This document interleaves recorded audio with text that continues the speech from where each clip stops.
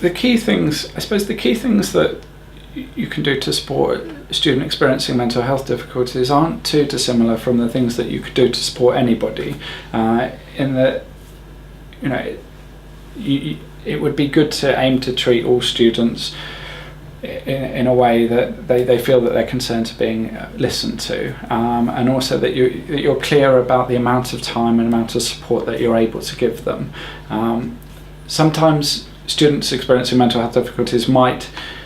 need more support from you, and you might be in a position where you don't feel that you have the time or the skills to be able to offer that. I think often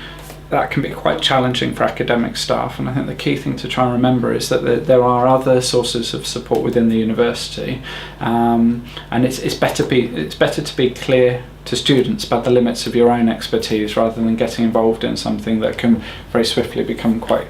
complicated. So I think it's worth all academic staff being clear with themselves and with their students about the kind of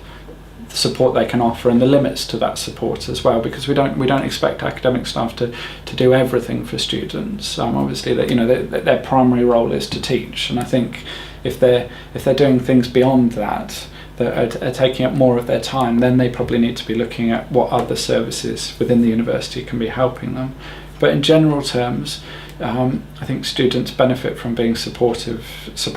and positively encouraged about what their abilities are. Sometimes students, for example, say a student who's depressed might be more prone to criticism, and I think it's something that academic staff could do well to think about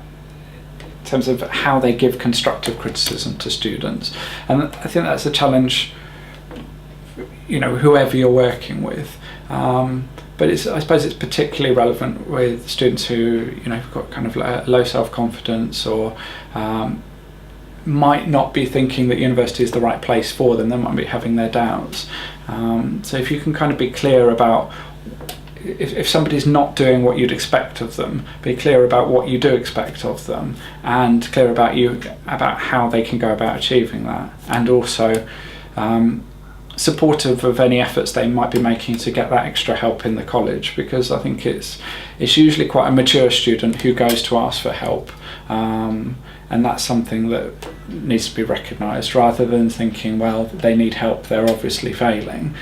Sometimes I think it's more productive to think that student's asking for help. They obviously have a clear sense of what their abilities are and what their limits are and what they need to improve on. So those have been my main tips, really.